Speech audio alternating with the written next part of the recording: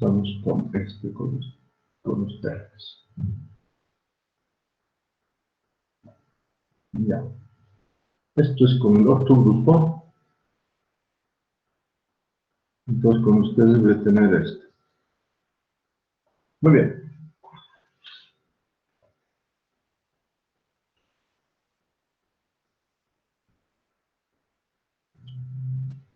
Ya. La última clase, no sé si hicimos ya técnicas de la biotecnología. ¿Esto hicimos? Preguntó, primero, ¿están viéndome? ¿Me están viendo la pantalla y están escuchándome, por favor? Sí, doctor. Entonces les pregunto al grupo 1, al grupo 2, les pregunto, ¿dónde hemos quedado? ¿Qué subtítulo hemos puesto? Hoy teníamos que avanzar desarrollo histórico de la tecnología. Ah, ya, desarrollo histórico de la biotecnología. Muy bien, gracias. Entonces vamos a ir anterior y aquí. Porque antes de eso estaba la... Ah, no, sí, está bien ahí. Porque antes estaba definición, origen de la biotecnología, definición que hemos visto ya. Hemos visto algunos ejemplos y hoy tenemos que empezar con qué? Con el desarrollo histórico de la biotecnología. ¿Estamos de acuerdo? Ya, gracias por hacerme recuerdo. Vamos a ponerle una. Ya está. Muy bien. A ver, ¿qué hemos dicho? Nosotros hemos dicho que la biotecnología como tal, ¿ya? Se inicia prácticamente 6.000 años antes de Cristo con la producción de cerveza, con la producción de vino, con la producción de pan. Y esto ha ido desarrollándose hasta las primeras observaciones microscópicas de aquí en el Leeuwenhoek, ¿no? Vamos a poner aquí de la siguiente forma. Al siguiente no tengo nada, anterior sí tengo, y aquí voy a abrir yo. Una hojita voy a abrir. A ver, aquí después. Si abro una hojita, ya. ¿Qué es anterior? Origen. ¿Qué es después? La hojita. ¿Qué hay después? Ah, ya, desarrollo histórico. Muy bien. Pero este desarrollo histórico, miren ustedes, es de la biotecnología moderna. Y la biotecnología moderna se inicia en el año 1929 con los descubrimientos de Fleming de la penicilina, ¿no? Y en el año 1929, Fleming descubrió la penicilina, que está producida por un moho llamado Penicillium notatum, Penicillium crisógeno. Y este es el hito con el cual se inicia la biotecnología moderna hasta el año 1954, donde Watson y Crick descubren aquí en el DNA y logran aislar, cortar, recombinar, iniciando una nueva era de la ingeniería genética.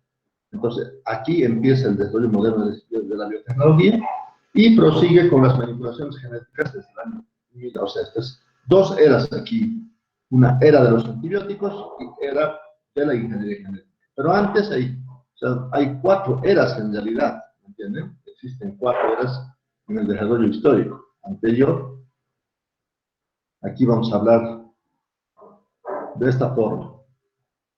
Vamos a decir,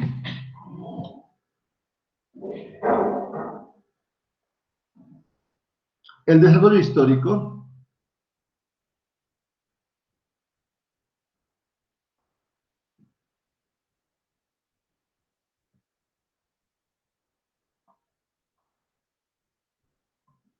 de la biotecnología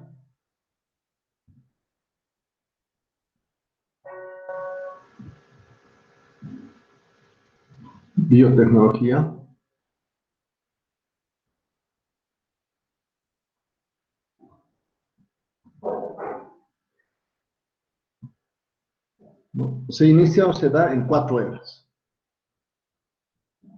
La primera era va a ir desde el año 6000 antes de Cristo, nos pones con negro, ¿no? Entonces, 6000 años antes de Cristo, se empezó a fabricar, dije, hidromiel, pan, vino, cerveza, y ahí empieza la biotecnología como tal. ¿no? Hasta el año 1865-66, cuando Pasteur descubre la función bioquímica de los microorganismos. Esto es entonces la era antes de Pasteur. Era antes de Pasteur.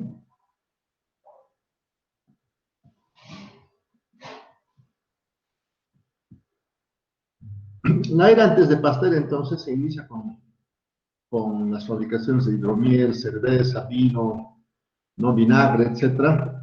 Hasta el año 1866, donde Pasteur habla de la función bioquímica de los microorganismos, ¿no? Aquí van a ocurrir muchas cosas.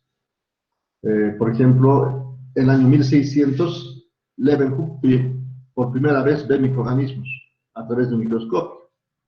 Ya en el año 1866, ¿no?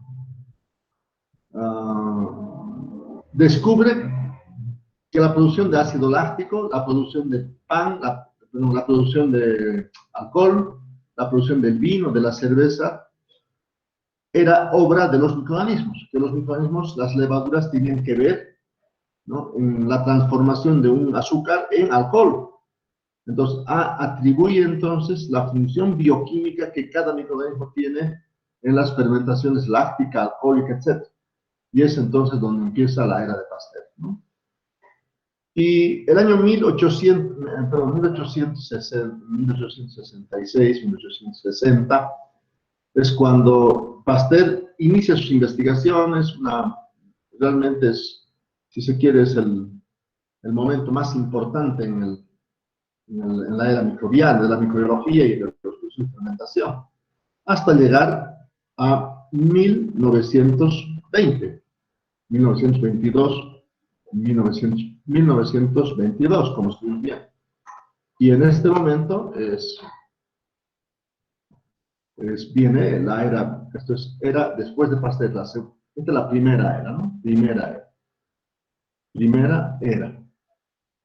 era antes de Pasteur.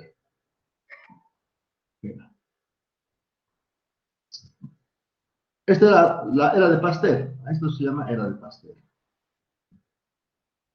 Segunda era de Pasteur. Entonces, esto es segunda era.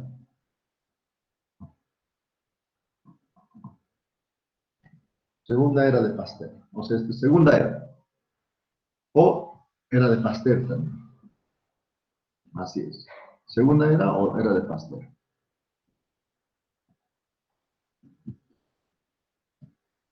¿Termina cuándo? Con los primeros descubrimientos, precisamente termina con este señor, que es Fleming, a 1929 se descubre. 1929 termina con el descubrimiento de quién? De la penicilina realizada por Fleming, ¿no? 1929. Este es el hito donde empieza entonces la tercera era, y llamada también la era de los antibióticos, ¿no? 1929, a 1954, esta es la tercera era, y esta tercera era es la era de la biotecnología moderna. Biotecnología moderna.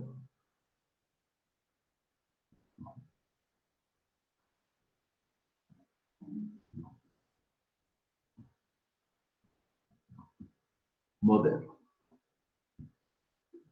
Esto termina con el aislamiento, con el descubrimiento, aislamiento, corte, recombinación del DNA. Entonces, Watson y Crick descubren, aíslan, recombinan, etc. Y entonces finalmente viene después la cuarta era, 1954, para adelante, estamos hasta el 2021, donde nosotros estamos practicando en este momento. ¿Qué practicamos? Las manipulaciones genéticas, la clonación, los biosensores, etcétera, etcétera. Un desarrollo enorme, ¿no? Esta es la cuarta era. Cuarta era. Esta cuarta era es de la ingeniería genética, ¿no? Cuarta era o de la ingeniería genética.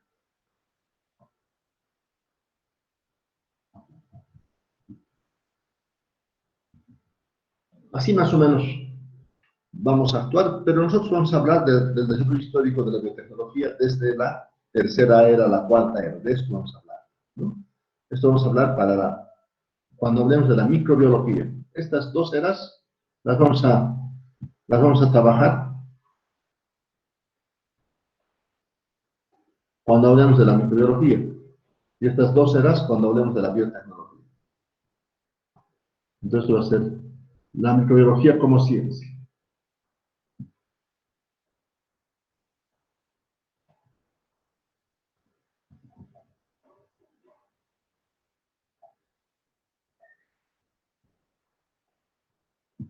Como una ciencia. Como ciencia.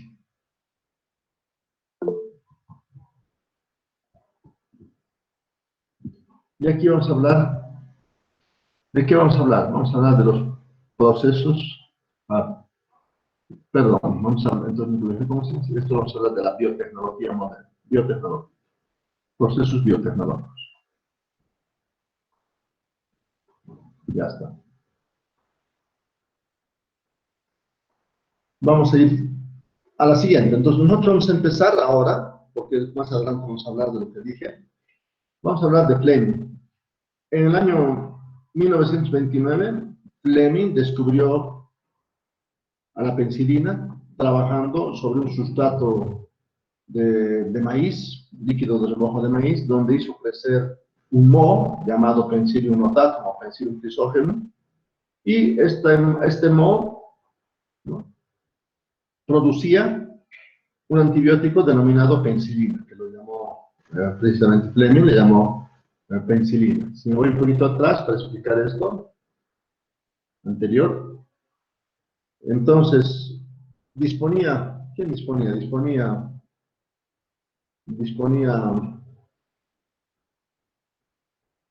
Fleming, ¿disponía de qué? Disponía de un recipiente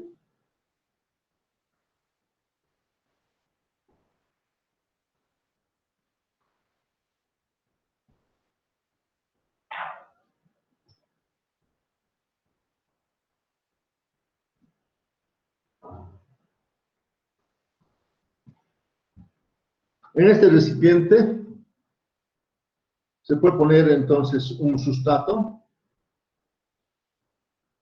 Como dije aquí, se puso un sustrato que era un líquido de remojo de maíz. Entonces aquí vamos a poner un sustrato.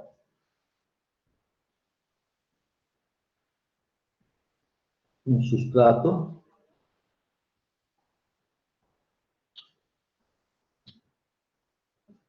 ¿A base de qué dije? A base de Maíz. Maíz, pero molido, macerado y con la correspondiente cocción, ¿no?, del mosto, ¿no? Entonces, aquí vamos a tener maíz, pero hidrolizado y disuelto en un líquido, ¿no? Maíz, entonces, que va a estar hidrolizado y disuelto. Guión disuelto. Haciendo una disolución. Por encima de del maíz, aquí sembró, Fleming sembró mohos. Entonces aquí es donde se desarrolla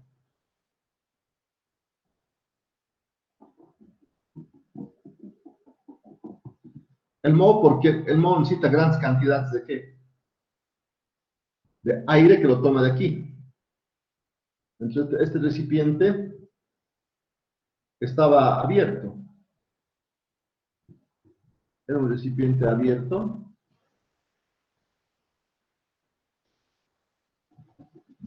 Y por tanto no había la asepsia suficiente.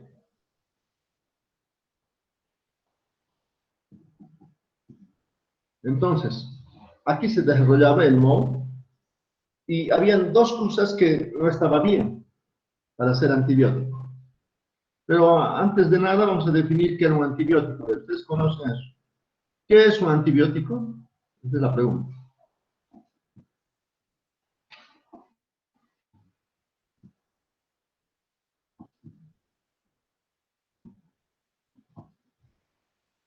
¿Qué es un antibiótico? Esa es la pregunta.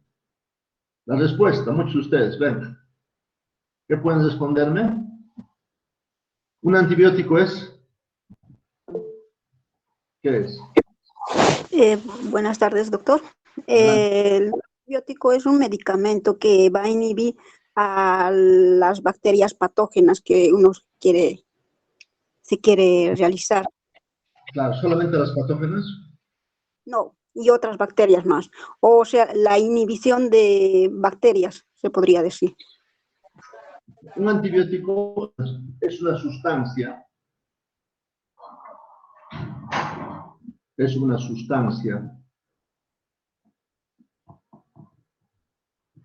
química, producida por quién? Por las mismas bacterias. Por hongos, doctor. Producida, Por hongos. vamos a poner, no necesariamente bacterias, hay también bacterias. Producida por un microorganismo, que puede ser bacteria, que puede ser levadura, que puede ser moho, como el caso que usted está diciendo, mohos, ¿no? Producida pero en general, ¿no? O sea, lo producen los mohos y las bacterias también, y los actinomicetos. Producida por un microorganismo.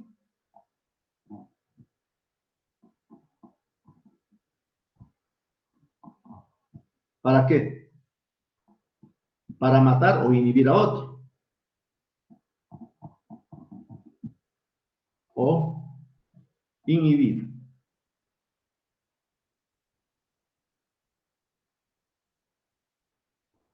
Para matar o inhibir el crecimiento de otro, ¿no? Eso es. Y entonces aquí la pregunta que les hago es, ¿por qué un microorganismo va a producir, ¿no?, una sustancia química para matar a otro?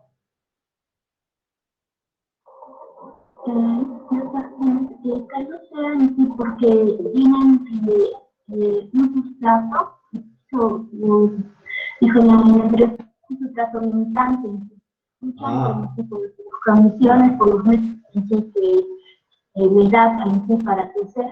Entonces tienen que producir una sustancia para matar al otro para quedarse con todo el sustrato. eso dijimos. Ya habíamos dicho entonces, porque esas son mis palabras. O inhibir. Entonces, un antibiótico es una sustancia química o producida por un microorganismo para matar o inhibir a otro. Eso es, a otro microorganismo. Y entonces, ¿cómo te llamas? Para matar. Wendy Nicolás. ¿Cómo? Wendy Nicolás. Ah, Wendy, ¿no? Para matar o inhibir a otro microorganismo.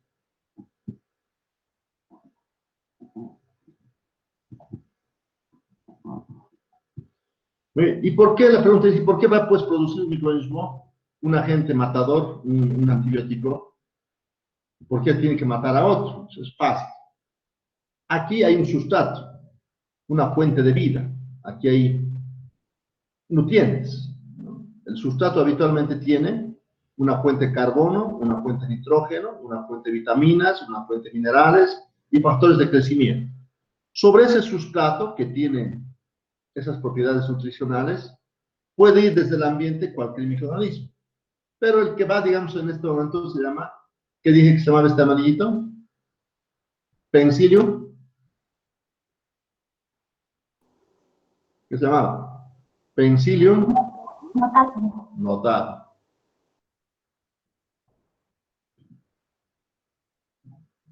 Penicillium notatum.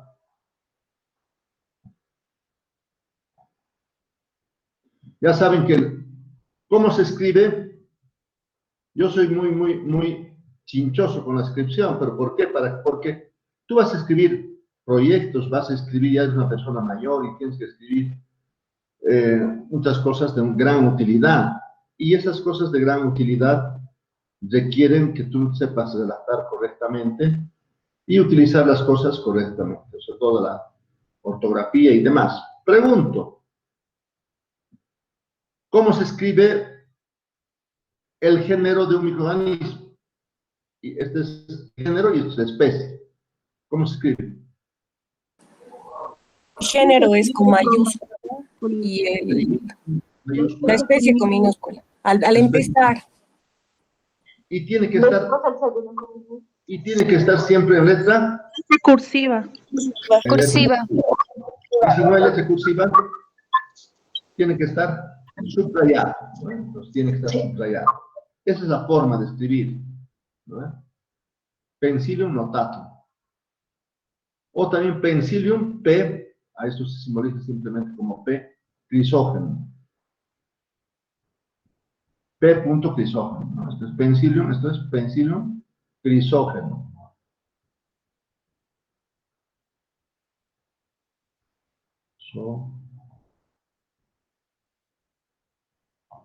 Me parece que esta I es Y. Vamos a chequear. Pensilium crisógeno, vamos a chequear eso.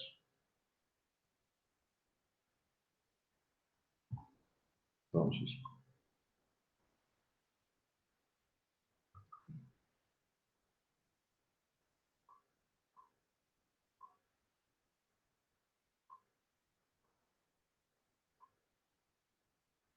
Pensilium crisógeno. Falta una H más.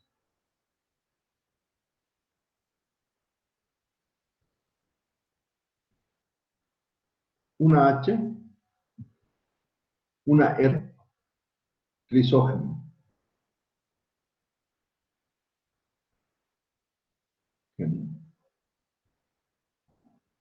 Eso es. Entonces, cualquiera de estos modos en condiciones anaerobias. Esto no es una fermentación, es una asimilación. Por asimilación producen penicilina. ¿Y qué es, pues, por asimilación? No por fermentación. Asimilación quiere decir que cuando yo el azúcar, la diferencia entre fermentación y asimilación, ¿qué era? Una cosa es la fermentación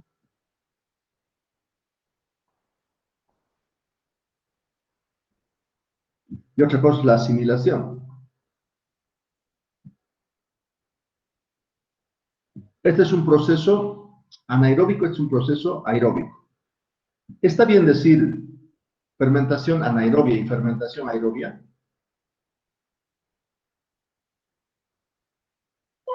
No. ¿Qué no está bien dicho? ¿Qué está mal dicho? ¿Qué está mal dicho de lo que acabo de explicar? No hay qué. Fermentación aerobia. No Está hay. mal dicho. Eso muy mal. No hay eso no hay. ¿No? Seguramente lo que hay es proceso aeróbico y proceso anaeróbico. Un proceso anaeróbico sin aire se llama fermentación y un proceso aeróbico se llama asimilación. Eso sí. Fermentación es anaeróbica, no hay otra más. ¿No? Muy bien, entonces, esto no es una fermentación, lo que ocurre aquí. Es una asimilación porque necesita grandes cantidades de oxígeno, precisamente por eso que se ha ubicado en la superficie, entre el sustrato y el aire. Entonces, ¿y en qué se diferencia la fermentación? En la forma de obtención de energía. ¿En qué se diferencia la fermentación con la asimilación? En la forma de obtención de energía. El azúcar, he dicho, del maíz, C6, oxígeno 6, hidrógeno 12, glucosa, más 6 de oxígeno 2, este oxígeno viene del aire, esto viene del aire. Me va a dar productos de esta reacción, que va a ser 6 de CO2, más 6 de agua, con un delta H de la reacción de cuánto? De menos 673 kilocalorías por cada mol de glucosa, o sea, por 180. por 180 gramos obtengo menos 673 kilocalorías. ¿Qué se llama eso? ¿Qué se llama eso? Asimilación o respiración. ¿Cuál es la vía? La ruta bioquímica por la cual se desarrolla esta reacción global. Esta es una reacción global. Hay una ruta bioquímica que sirve para hacer eso. ¿Cómo se llama la ruta? La glucólisis. No. Ciclo de Krebs, ingeniero. ¿Qué? El ciclo de Krebs. El ciclo de Krebs. Eso, ciclo de Krebs. Imágenes, a ver, ciclo de Krebs.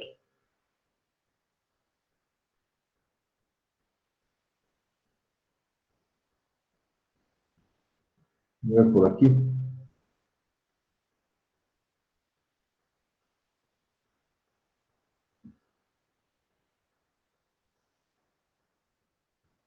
No está aquí.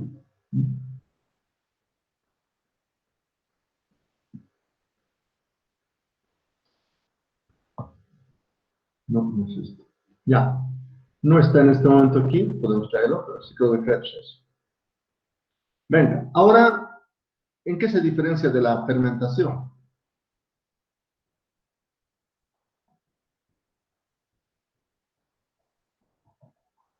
La fermentación, he dicho en la forma de obtención de energía. La fermentación también es la transformación del azúcar, de los azúcares, en este caso, digamos, la glucosa. Este oxígeno viene del aire. Aquí es sin aire, en ausencia de aires. Hay esta reacción en ausencia de aire. ¿Qué produce? 2 veces CO2 más 2 veces C2H5 OH con un delta H de cuánto? Con un delta H de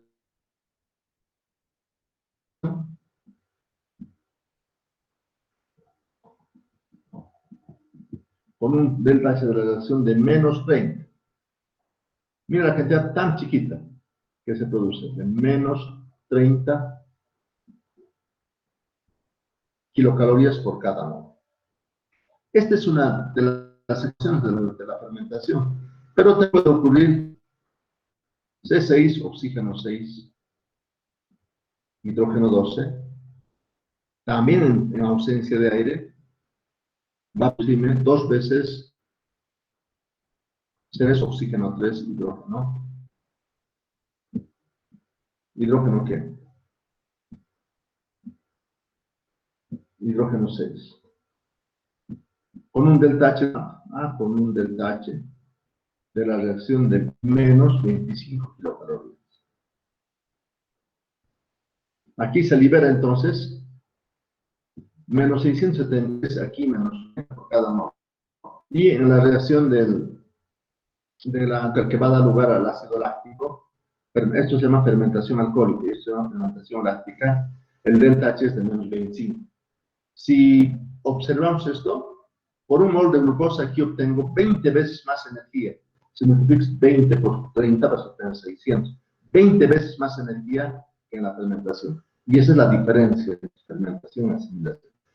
Aquí, en el caso de Fleming, de la producción de la penicilina, se hace una asimilación. Necesita grandes cantidades de oxígeno. Aquí se ha desarrollado en la parte superior el Penicillium crisógeno, Penicillium notatum. Pero hay dos problemas aquí. Uno, al estar en contacto con la intemperie, no estoy realizando en condiciones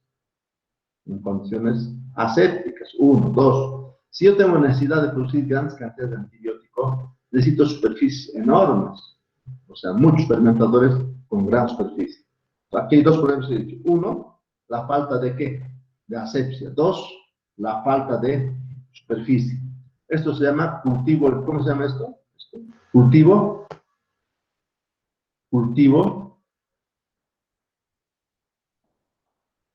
en suspensión.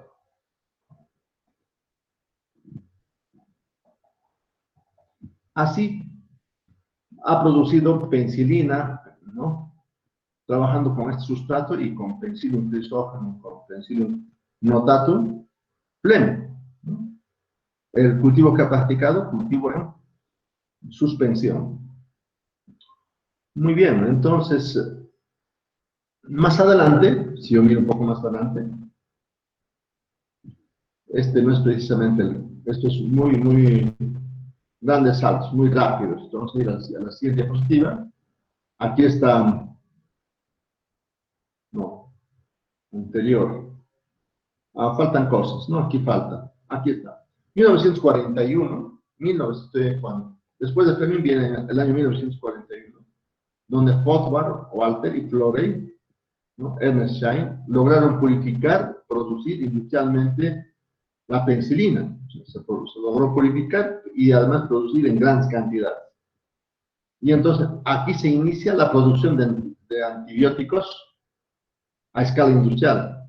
Y para producir a escala industrial hay necesidad de descubrir los bioreactores y utilizar bioreactores. Pero no solamente eso, no solo la penicilina se ha producido, sino también hubo sucesivos descubrimientos de otros antibióticos durante principalmente la Segunda Guerra Mundial, porque durante la Segunda Guerra Mundial miles y miles, o sea, miles de accidentados tenían que ir al quirófano donde les extraían balas y demás, y ellos no tendrían, realmente no tendrían posibilidades de mantenerse con vida, no tendrían la oportunidad de seguir vivos si es que no fuera estos antibióticos que se han producido a gran escala. ¿Qué podemos resumir de este año 1941?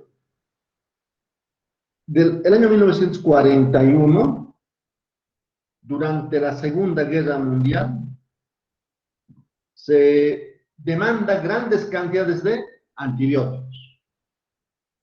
Y esa demanda de antibióticos es satisfecha por sucesivos descubrimientos de antibióticos durante esa Segunda Guerra Mundial, por un lado, y por otro lado, la producción industrial de cada antibiótico por la introducción de bioreactores. Eso es. Entonces, primero hubo una gran demanda, porque había muchos heridos. Dos, no solamente la demanda era para la penicilina, sino había otros microorganismos. Entonces se producen otros antibióticos para otros microorganismos también. Entonces, se descubren al margen de la penicilina otros antibióticos, la eritromicina, la gentamicina, etcétera, etcétera, ¿no? Demandados durante la Segunda Guerra Mundial. Pero también en ese tiempo se introducen los bioreactores y con eso se empieza a producir industrialmente los antibióticos. Eso es lo que ocurrió. A ver, vamos a retornar nuestra explicación aquí. Y entonces, ¿cómo es que yo voy a producir por este método grandes problemas? Uno, falta de asepsia. Dos, necesitamos grandes superficies para producir pequeñas cantidades de antibióticos. Entonces lo que voy a hacer, pues, ¿qué voy a utilizar? Lo que voy a utilizar es bioreactores. ¿Y en qué consiste un bioreactor? Pues un bioreactor, para hacer más deprisa,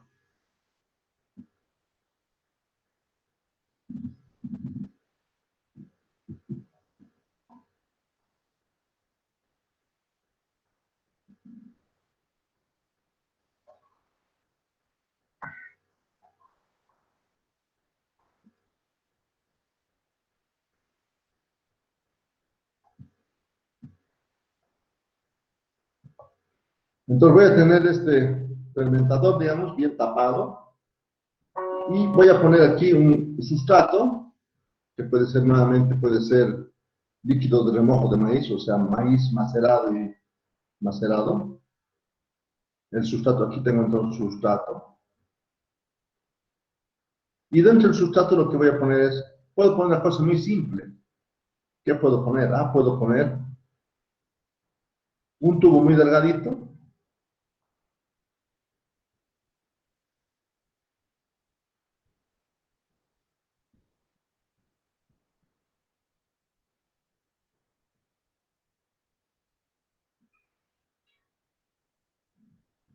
Este tubo lo voy a perforar, lo voy a conectar.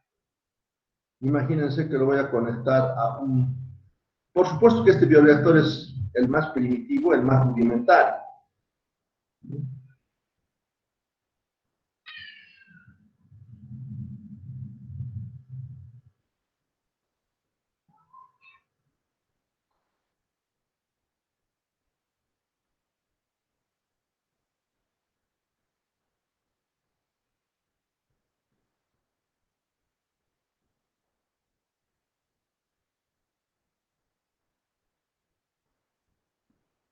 Ya, entonces aquí voy a inyectar aire con un compresor. Por aquí va a entrar entonces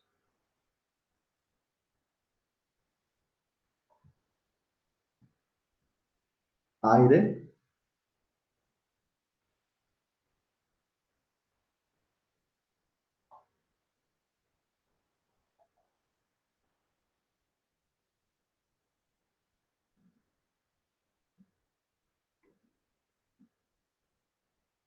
Aquí entonces, ¿qué esto quiero poner? Aire. Aire con un compresor.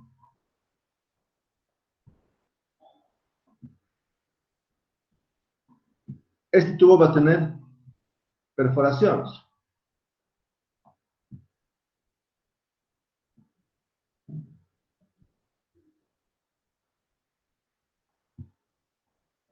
A partir de esas perforaciones van a salir burbujas.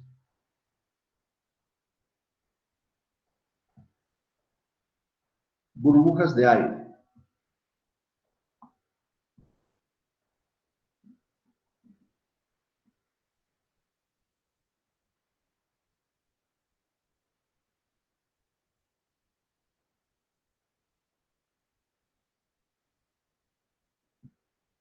Entonces, el aire va a salir de sus huequitos. Y entonces, el moho o el microorganismo ya no va a tener necesidad de tomar aire en la superficie, como aquí. Si no lo va a hacer, lo voy a exagerar ahora. Supongamos que esta es la burbuja de aire. ¿Ya? El microorganismo va a estar alrededor de esa burbuja, tomando aire. Entonces, pero va a haber miles y millones de burbujas. Aquí hay un problema con las burbujas.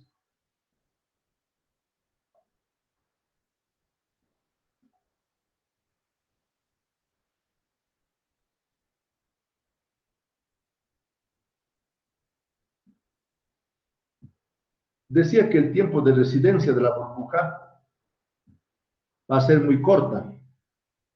O sea, va a quedarse muy poco tiempo sumergido en la solución. Esto va a estar ahora completamente, herméticamente tapado. Muy tapado. No va a salir fácilmente, entonces.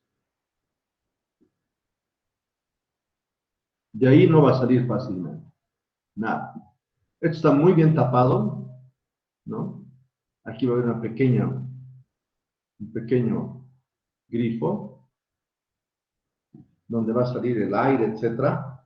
Pero al estar tapado ya se lleva adelante en condiciones asépticas. Todo esto va a estar con una alta asepsia. Y va a haber microorganismos que se van a desarrollar en los alrededores de las burbujas. Y esto se llama, ¿qué se llama? Esto hemos introducido en todos los bioreactores. ¿Cómo se llama este cultivo? Esto era cultivo en suspensión. Este va a ser cultivo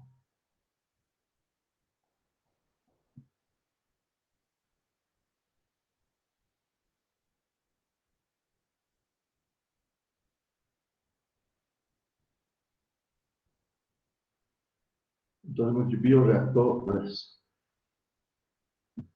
perdón, cultivo sumergido.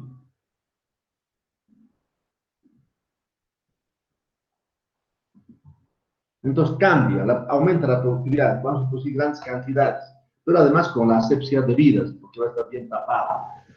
Esto es lo que vamos a hacer entonces, en el año 1941. ¿Quién es el autor de los bioreactores? Florey, ¿no?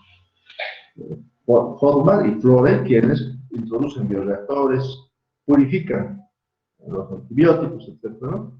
Y multiplican, o sea, en grandes cantidades. Un poco más adelante, en 1957, se fabrica el ácido glutámico, o sea, en Japón, y la lisina en Estados Unidos. En este momento, hoy, 2021, 2021, producimos o se producen grandes cantidades de aminoácidos, como la metionina, el triptófano, la lisina, la L-arginina, la L-ornitina, etc. Todos estos aminoácidos que son necesarios para balancear los alimentos tanto de los humanos como de los animales. ¿Han entendido? Entonces, 1957 se caracteriza porque se empieza a fabricar, ¿qué? ¿No? Aminoácidos esenciales para mejorar las condiciones de vida de las personas, ¿no? Entonces se producen por asimilación, ¿qué se produce? Dije, lisina, metionina, L-arginina, L-ornitina, y se produce también ácido glutámico, etcétera, etcétera, ¿no? Y actualmente esa gama ha aumentado más todavía. 1953-1969, Watson y Crick propusieron el modelo de la triple hélice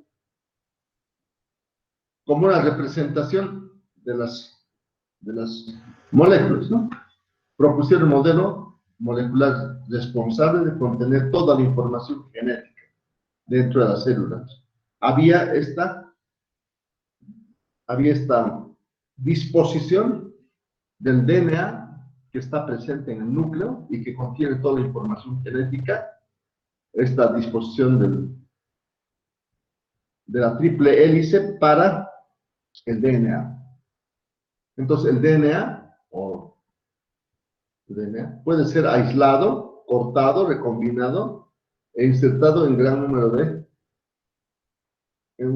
de microorganismos, ¿no? De organismos diferentes. Muy bien, eso es lo que apareció entonces después. Actualmente nosotros traemos del Brasil, por ejemplo, metionina, traemos del Brasil metionina, triptófano, lisina, L-arginina, L-ornitina. ¿Para qué traemos? ¿Para qué traemos? Para balancear los alimentos para los pollos, para las vacas, etc. Entonces, en algún momento han de escuchar ustedes que hay una sobredosis de estos, ¿no? Entonces nosotros utilizamos núcleos amídicos y núcleos de antibióticos para el balanceo de nuestro alimento para animales, ¿no? Muy bien.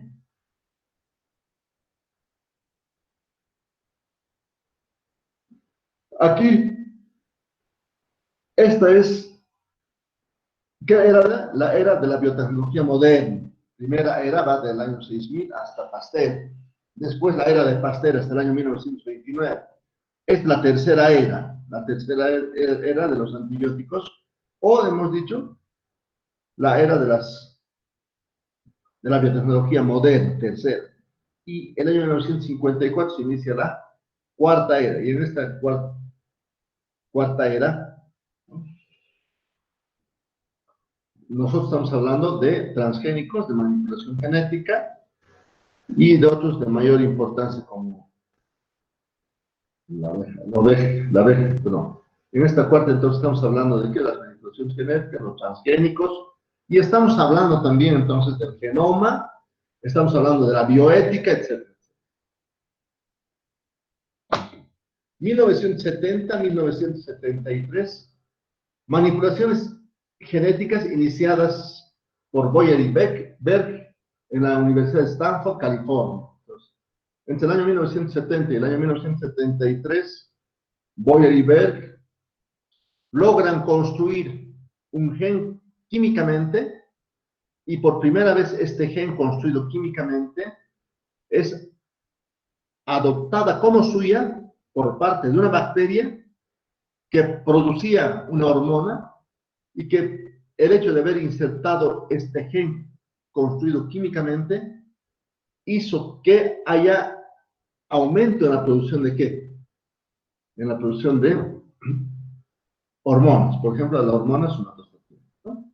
Entonces, miren, en 1970-1973 se logra aislar, cortar y recombinar el DNA, ¿no?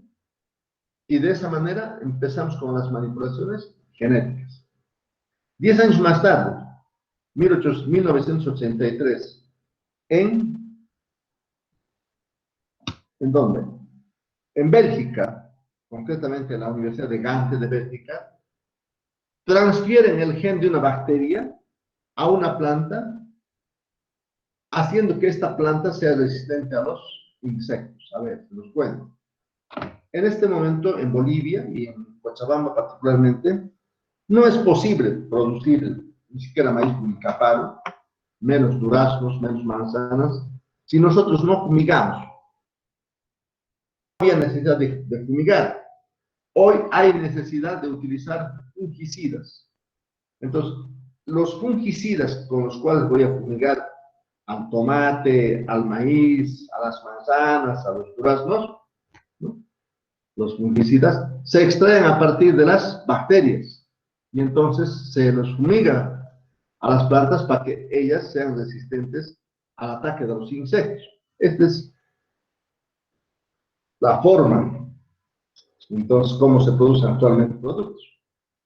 Entonces, dada esta primera manipulación genética, en Gante lo que piensan, dice, vamos a aislar el gen de esta bacteria que produce fungicidas, y lo vamos a hacer que reconozca los genes del tomate, y este tomate, al reconocer los genes de la bacteria que producía fungicidas, la planta, el tomate, va a producir insecticidas, fungicidas, defendiéndose solito del ataque de los insectos, ¿no? Felices, entonces, felices, aparecen aquí, ya no tengo que fumigar, sino tengo que hacer una manipulación genética, donde el gen de una bacteria que producía fungicidas, lo voy a hacer reconocer como suya con el gen de una planta, y esta planta va a producir insecticida y se va a defender ¿de quién? Se va a defender del ataque de los insectos. Eso es. 1983, eso ocurre en Gante. 1975 también está la producción de anticuerpos monoclonales por fusión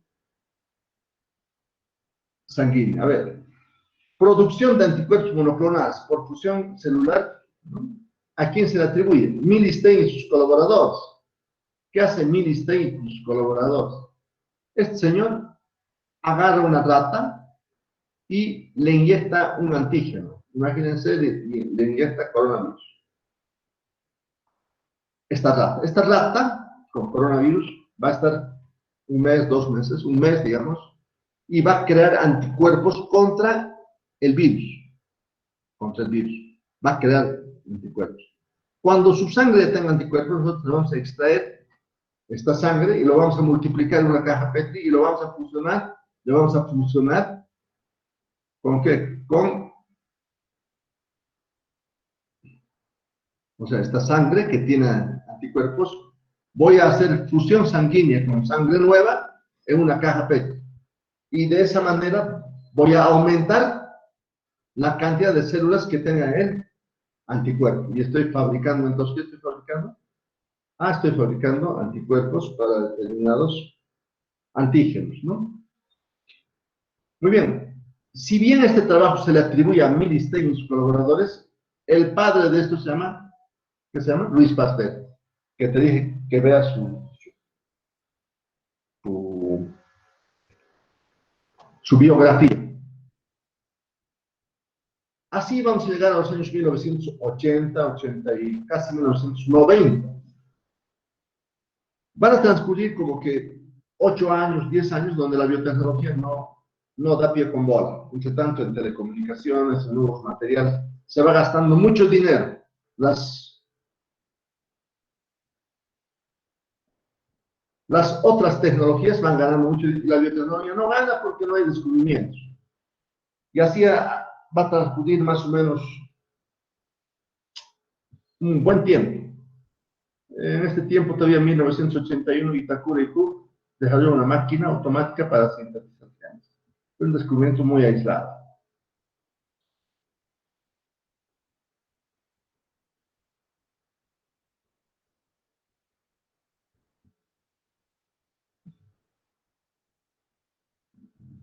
Entonces, ¿qué va a pasar? Desde el año 1986, 87, 90, 91, 93, no hay dinero, ¿no? Entre tanto, nosotros van ganando dinero. Las multinacionales apuestan a los celulares, apuestan a las telecomunicaciones, ponen más dinero para o sea, la robótica, la microelectrónica, todo eso va a aumentar. Y la biotecnología apenas se está muriendo, no hay nada. Hasta que en el año 1995 aparece la oveja Dolly, ¿no? Por clonación. Y entonces aparecen los resultados de la clonación, ¿no? Practicadas en ovejas, en monos y otros animales, abre una nueva posibilidad de las aplicaciones de la biotecnología. Y entonces aparecen los transgénicos, y aparece mucha plata, ¿no? Por ponerte un ejemplo, hay una transnacional que tiene toda la plata del mundo, Monsanto, y que es dueña de todas las semillas transgénicas actualmente, ¿no? Entonces, nuevamente, los inversionistas, las personas que tienen dinero, apuestan a los descubiertos en el campo de la biotecnología. Muy bien. Entonces, ustedes, para seguir esto, van a hacer un pequeño trabajo, simple trabajito, van a ir al internet, o sea, a la web, y van a buscar un descubrimiento. ¿Dónde?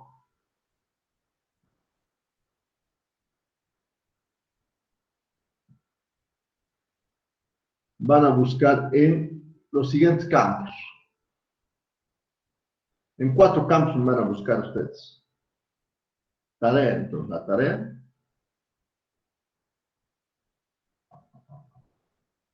es buscar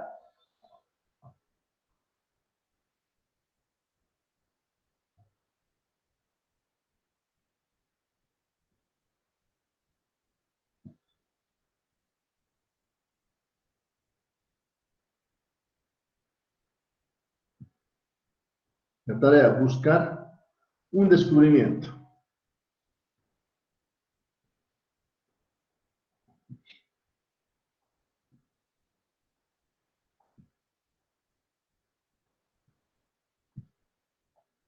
Para cada área. 2 puntos. ¿Qué áreas vamos a trabajar? Vamos a trabajar en el área de las clonaciones. Clonación. Transgénicos.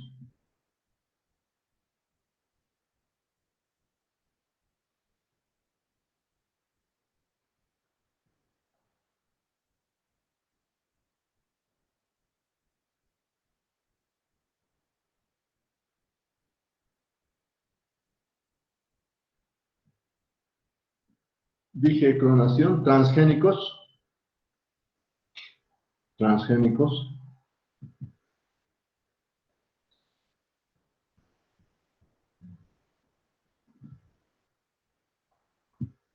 Van a buscar también en genoma.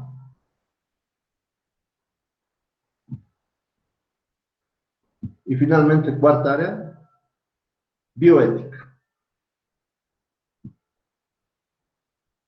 Bioética. Un descubrimiento cortito, simple, que me lo puedo explicar en un minuto, listo, ¿no? Tales personas descubrieron tal cosa en tal momento, listo, ¿no? Sirvió para esto. Ya. Vamos a hablar ahora de qué? De las técnicas principales que tiene la biotecnología. ¿Cuáles son las técnicas principales que tiene la biotecnología? Vamos a ver antes el tiempo. Tenemos 7 minutos. Sí. La biotecnología está integrada por un amplio espectro de técnicas, las que se puede clasificar en técnicas nuevas o de frontera, y las técnicas antiguas o tradicionales, que se van a desarrollar a continuación. Hay dos campos, ¿no? La biotecnología nueva o de frontera, y la biotecnología convencional o tradicional, antigua, ¿no? Entre las técnicas de la biotecnología antigua, tradicional, está la química de polímeros, cromatología de filtración, química de los péptidos, caracterización de proteínas, anticuerpos monoclonales, o sea, producción de anticuerpos monoclonales, vacunas, ¿no? Estudios de estructura activa, estructura del ácido nucleico, inmunodiagnóstico, fermentaciones, microbiología, procesos de fermentación y asimilación. Todo esto está en el campo de las técnicas tradicionales o antiguas. Hay técnicas nuevas o de frontera. ¿Cuáles son esas técnicas nuevas o de frontera? Inmovilización de proteínas utilizando lechos empacados en tubos, separaciones bioespecíficas, síntesis de péptidos,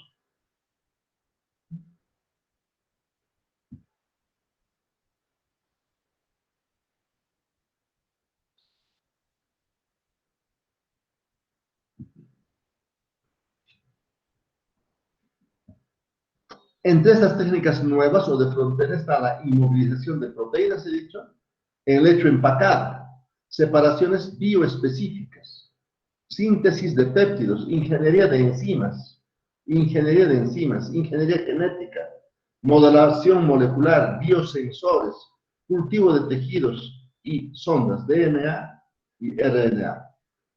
Nosotros, a lo largo del año, vamos a estudiar principalmente 3 técnicas. La microbiología industrial, por un lado. Por otro lado, los procesos de fermentación y asimilación. Y la ingeniería de enzimas. ¿Se me ha entendido? Es lo que vamos a estudiar nosotros durante todo el año.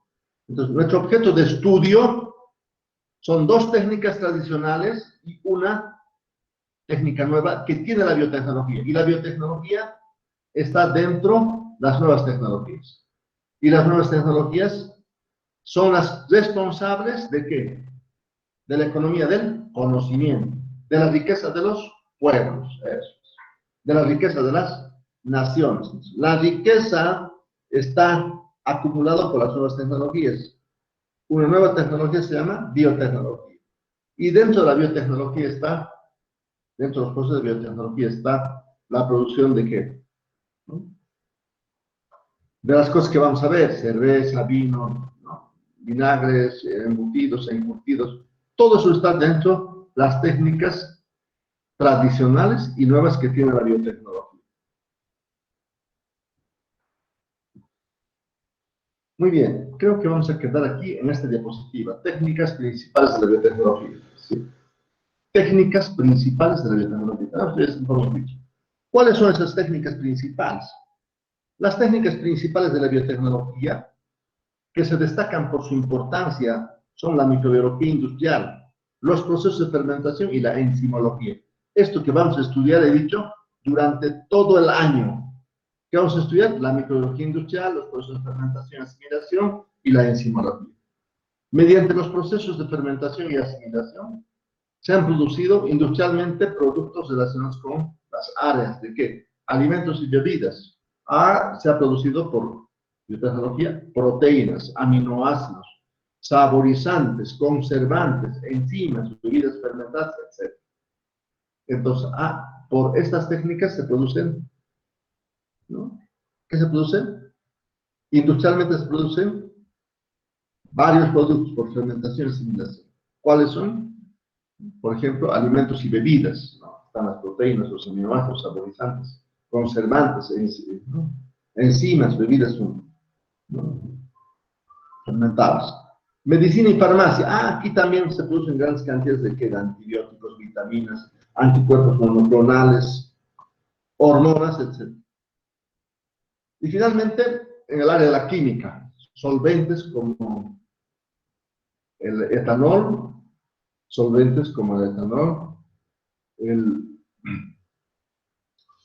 los ácidos orgánicos, ¿no? Aquí podemos mencionar solventes, ¿no? ¿A quiénes? Al etanol, al normalbutanol, a la glicerina, al acetaldehído, etc. Solventes. Ácidos orgánicos, pues hay ácidos acético, láctico, propiónico, etc.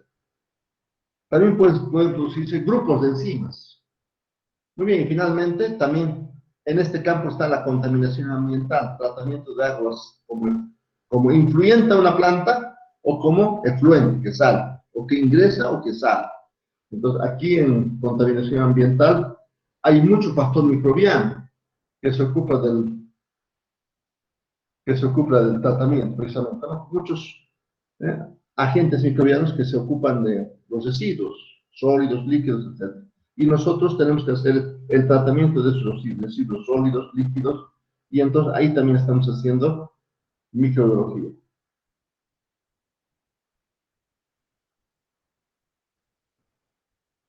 Ya, muy bien, aquí vamos a quedar. ¿Dónde? La microbiología como una ciencia. La microbiología como una ciencia. Con esto vamos a terminar. Cuando pregunte la siguiente clase dónde hemos quedado, la respuesta va a ser la microbiología como una ciencia.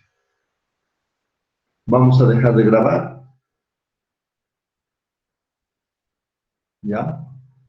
Vamos a dejar de presentar. Aquí también. Y nos vamos a despedir. Bueno, que les vaya muy bien. Dios les bendiga. Que tengan un buen fin de semana. Y que estudien, Tiene una tarea muy chiquitita que tienen que mirar a internet. Y ver otro en genoma. Y finalmente hay que ver con la bioética. Que está mal hacerla conocer. Que está mal comer tal cosa. O está mal por esto, por esto. ¿Por qué la bioética es así? O tendrá razón. Eso tenemos que hablar. ¿Ya? Muy bien, muchas gracias. Que les vaya bien. Adiós. ¿Ya? Gracias. Inge, se cuida, que Dios le bendiga. Hasta luego, ingeniero, se cuida. Buenas tardes, ingeniero. Una preguntita. La clase de hoy lo va a subir al Classroom, ¿verdad? De la anterior clase también faltó subirlo al Classroom. Y voy a subir, ojalá que este último no salga. Entonces, si me quedo, voy a subirlo. ¿Ya?